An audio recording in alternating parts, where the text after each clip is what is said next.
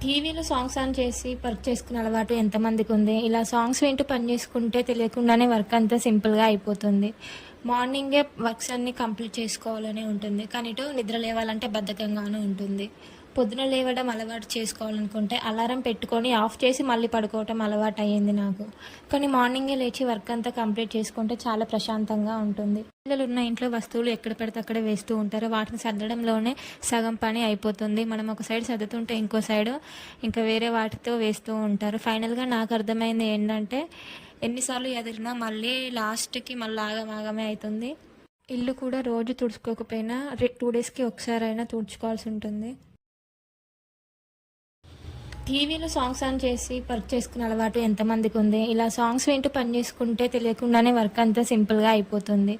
మార్నింగే వర్క్స్ అన్నీ కంప్లీట్ చేసుకోవాలనే ఉంటుంది. కానీ ఇటు నిద్ర లేవాలంటే బద్ధకంగాను ఉంటుంది. పొద్దున లేవడం అలవాటు చేసుకోవాలనుకుంటే అలారం పెట్టుకొని ఆఫ్ చేసి మళ్ళీ పడుకోవటం అలవాటయ్యింది నాకు.